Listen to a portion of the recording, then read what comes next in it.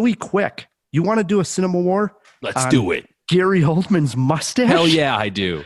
But again, not on his mustache. All right. Phil, tell the jawheads at home what today's cinema war topic is. Yes, for this week's Cinema War topic, we answer the question we all must ask. Is the iconic Gary Oldman mustachioed or not? Ryan, you'll be fighting for Mustache is King. Matt, you've got all your chips on the upper lip. Let this furry cinema war begin. There's no way Jim is not going to agree with me here because Gary Oldman's mustache is perfect. It doesn't look like a push broom like Sam Elliott. It helps define his face, but does not overpower it. He goes with it far more than he goes without it. I am pro mustache on Gary Oldman, Matt K.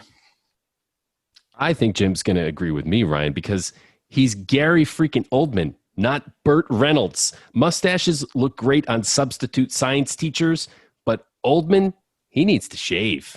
Yeah, but enough said here. Gary Oldman goes with the mustache when he plays his iconic character of Commissioner Gordon in Batman. All 3 Batman films, mustache. If the mustache is cool enough for Batman, it's cool enough for me. I'm going to take a minute to absorb what you just said. All right, take away Gordon, and none of his best characters have hairy lips. Beethoven, no. Sid Vicious, Churchill, Oswald, Dracula. Can you imagine Dracula with a mustache, Ryan? The last thing you feel is that little walrus tickle, and then boom, you're dead? Don't be ridiculous. The mustache helps him look creepy, such as the case with Drexel in True Romance, and look like a redefined badass as he does in Air Force One. I wrote it down. Mustache in Air Force One. I win. No, you're wrong about Drexel having a mustache, by the way. Look, Sam Elliott, I sported a wicked handlebar for a time, and you know what? It was disgusting, and my wife hated it, and I looked better without it. And Gary Oldman's a movie star. He looks way better without it. No, he doesn't. It helps him also play a villain. Lost in Space, look, slick back hair and mustache, evil. You just see it coming. Oldman in the film Murder in the First goes no mustache, and the whole movie sucked because of it. There are 2 kinds of people in the world, Ryan. Sam Elliott and everyone who looks bad with a mustache. Oldman is a scary villain without it. Time for a shave.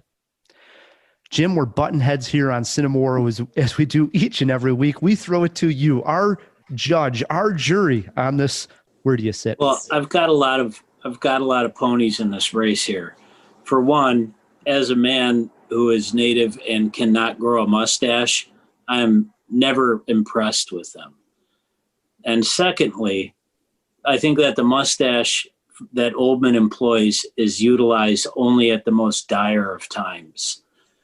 And thirdly, you just buried yourself when you said Drexel had a mustache because he very memorably had a very clean-shaven and scarred face. Oh, scarred face. Does that mean I win? I am absolute no mustache Oldman preferable. Wow. Yeah. Thanks, Jim. Plus, he just looks cool. He's got like a weird upper lip, and it just looks cool when he gets all worked up. Sweet. Thank you for the win, Jim. Believe me, I didn't want to give Matt K a win. This was done. I was just about to plug your duress. book. I was just about to say for my 20 seconds, I want to encourage everybody who has not read a graphic novel to read Jim's book. But now I'm just going to recommend The Watchmen. Go ahead and read The Watchmen, everybody. Yeah, nobody's read that.